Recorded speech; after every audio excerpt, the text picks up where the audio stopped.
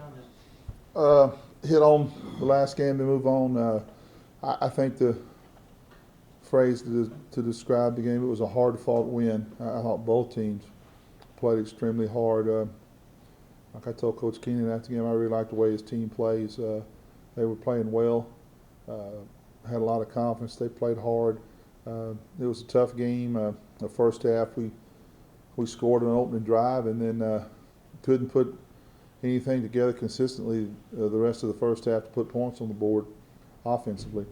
Our defense kept us in the ballgame, played well, pitched a shutout the first half. Their 7 points came on interception, so our defense, when we really needed them the most, really played well in the first half and kept us in the game. In the second half, we got more going offensively, and then defense came up with, I think, our biggest play of the year, the interception in return for a touchdown by Brendan Langley was just a shot in the arm at the right time when we needed it. And then to finish the game off, Cade, a little tired, a little sore, should be, after what he did.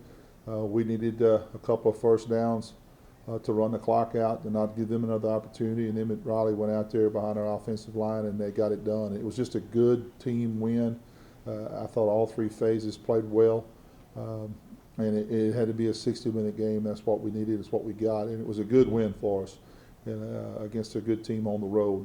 And it brought us back home in a good mood and puts us in a good frame of mind for a big task this week. Obviously, saying that McNeese is a good football team may be the understatement of the year. They're undefeated for a reason. They're playing well all over the field. Obviously, they're playing with a lot of confidence. This is going to be a big game. We got a lot on the line as well.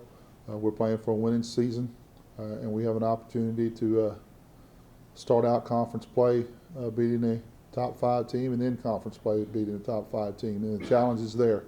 It should be an easy week to prepare as far as motivation goes. It's going to be a tough game Saturday because of the opponent, but I think we'll be ready for it, and I think our young men will play hard. And I'm excited about it. I'm looking forward to it. Questions? I know you really can't comment on officiating, but we're seeing more and more interference calls.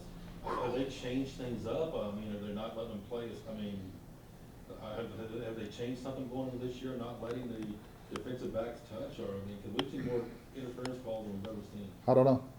I know when the Lamar Cardinals play, we're the most penalized team in the league, and the opponent is the most penalized team. There's more flags thrown in our games than any other games. Now, you can blame us for that, but the other team's getting more flags too. I don't know what it is. Now, Saturday was probably the least amount. I think it was 6 and 5. It seemed like it was 106, but I think we only had 6 penalties in the game. 7, 6. They had 7. We had 6, yeah, but I think 3 were pass interference. Right. 1 was defensive holding, so 4 of them were in the secondary, and all of them were big calls. I don't know, but it's just a trend. We haven't won those years, and that part of it. We kind of thought we took care of it a little bit, but it raised its head again Saturday. And like you said, only 6, but 4. That got me. That got me. So much for fanciness. Yeah, no kidding. It's gravity. All right. Will it work like that? Let's just go ahead and do that. Is it okay? Can you hear? All right. Whew. I'm awake now. Next. Just talk about with the events of last week and the changeover of the defensive staff and what happened. You know, and I guess the effort that the guys put. I mean, could you sense that they really wanted to show that the defense wasn't as bad as they had played the game before? Well, it was an emotional week. First, as gut-wrenching of a loss as I've had here at Lamar, so it was an emotional loss. And then Coach McGallion retired the following day, and then trying to make the transition to what we were doing. I thought our young men, our team handled it great.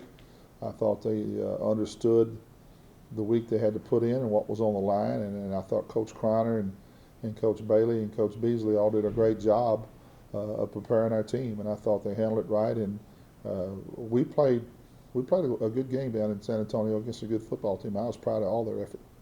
Last few weeks, you guys have been up and down a lot. What can we expect? I've been up and down all year. Yeah. What can we expect? Can we expect a team that beat Sam on the road, or expect a team that lost to Nichols at home? Yeah. I think you see a little bit of both. You spend a lot of your time in coaching trying to control things and coach to get a certain result. And sometimes you get them, sometimes you don't. And we've been a little inconsistent at times. It's been an up and down year. The most consistent thing I've seen is we've gotten good effort from our team. But you saw we had a little bit of that Saturday in the first half especially. But I think knowing our team the way I do, I know we'll put in a good week, and then I think we'll play sky high Saturday. I really do. Talked about Brendan Langley, something we've talked about the last couple of weeks. That 86-yard interception return, by the way, he is the conference's defensive player of the week. I saw that. But besides, it says 86 yards on the stat sheet, but he had run 120, and that came at just the time he needed. Well, I told him to come off the field. They threw it to the wrong guy because he spent a lot of time on offense. He spent a lot of time as a return guy.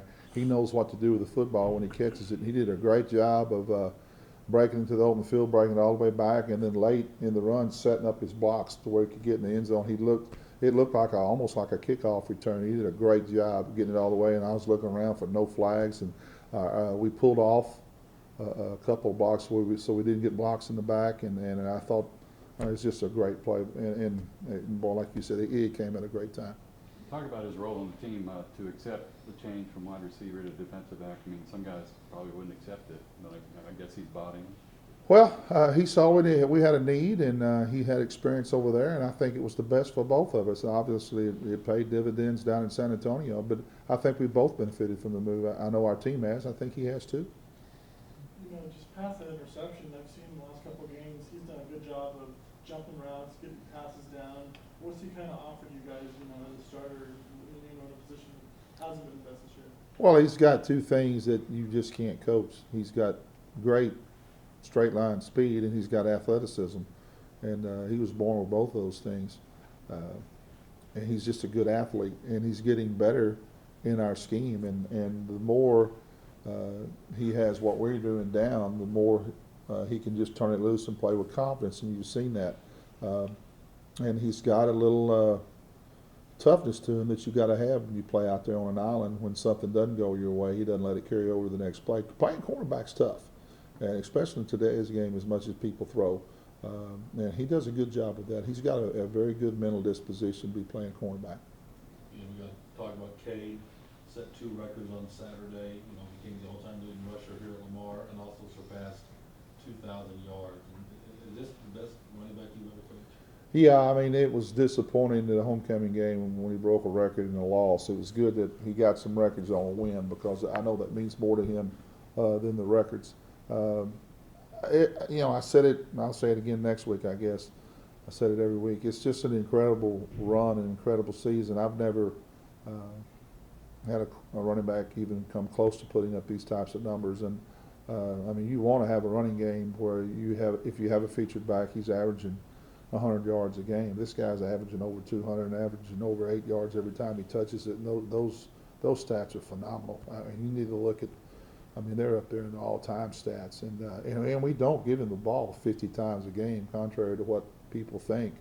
I think Saturday was probably about as many times he's ever carried it. 31. Yeah, 31 is a lot for Kate, and because his average, it's not like he's carrying it 60 times for a 3-yard average. He's doing a good job. I think Coach Langston, the offensive line, they're doing a good job with him.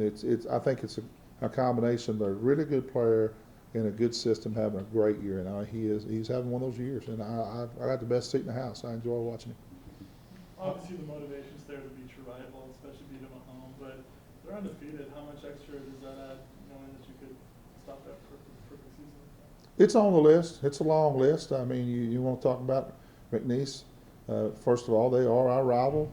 They're the team that, in a number of people's minds, if you're only going to win one game, this is it. They're the closest, proximity down the road. We recruit in a lot of the same areas. We beat them last year. That's all there. And I don't know if they've had an undefeated season. I know they've had some good years, but we have a chance to spoil something here. And on our side, we're playing for a winning season. If our seniors can go out here saying they've had back-to-back winning seasons, and that's something. There's a lot there to play for both teams, and that's just going to add to it. You talked about the seniors. What's that going to mean last time out there for those kids? very proud of this class, what they've done the last 2 years, and this year's been a little seesaw. We haven't reached everything we wanted to. I think it'd be very deserving for them to go out a winner. This will be a big game for them as well. And I would like to see each and every one of them do something special they can remember and play well and get a big win. Obviously, before your game, you commemorate the seniors. What's that like emotionally for you as a coach? It's tough. It's tough to do it right before you're going to play a game. You like to do it after the game, but you can't. But it's tough to say goodbye to a number of young men who's done so much for you and for your program. And they've done that here, and they should be very proud. Each year we have I call it an appreciation dinner. It's just the coaches and the seniors. We do it each week of the McNeese game. We'll do it again. That's kind of gets some of that out of the way, so you don't have to say it all on the field right before you play. But it's emotional. Talk about McNeese and what they do so well. It's going to make them hard to contain, or why they're undefeated. Well, first of all, the first thing jumps out at you is their defense. They've given up 97 points in 10 games, which I think we gave up 97 in September. I mean, they're just incredible what they do. Their offense feeds off of their defense. They get a lead and they keep it. Their quarterback makes them go. He's going to make plays. He's going to run around and do things with his arm and his feet. They're way up there in turnover ratio. They don't give the ball up. They're just a good, solid football team, sound football team. They don't beat themselves. They're well coached, and they're playing well. And the reason they're on the top, they're the most consistent team in the league, and that's why they're there. They just don't beat themselves. We've talked all season about is anyone going to be able to stop Cade, and so far the answer's been no. But they're allowing, I think, 80 rushing yards, 85 rushing yards a game. What's so good about their rush defense? Well, they got good players. They got a good scheme. They understand what they got to do, and I think Coach Woodard does a great job of scheming each team he's going to play. You'll see a few differences in their defense from week to week as to what they think they need to do to stop the other team, and it'll be interesting to see what he comes up with this week as well. They've stayed healthy. He's got that's the biggest difference in McNeese this year and last year. They've stayed healthy. He's had 2 weeks to prepare for us, so he'll have a very good defensive plan for us this week. This will be by far our biggest challenge offensively this week. They'll be challenged more than they've been challenged all year. It's funny about McNeese. It seems like every week they have some play on defense that results in a touchdown or something that happens. And you guys have been turnover prone, and you look at last week with that interception return. How do you try to avoid something like that happening? Just practicing. I mean, we were turnover prone. We were very good going into Central Arkansas. We had 5 against Central Ark. I don't think we turned it over all at HBU. And then I think we had 2. No, we had 3 the first half. So we kind of picked our times, but we're just going to have to be smart with it and understand that sometimes punting's not a bad thing. Punting is better than giving the ball to the other team. So we're going to have to be smart with it. And to beat them, you almost have to try to beat them at their own game, is try to make less mistakes than they do. And then, boy, it's very easy sitting behind this to say that. But we understand how good they are. But we understand that we have an opportunity. It's a great opportunity for us. I like our opportunity, and I think our players do too. Any other questions for Coach? Thank you.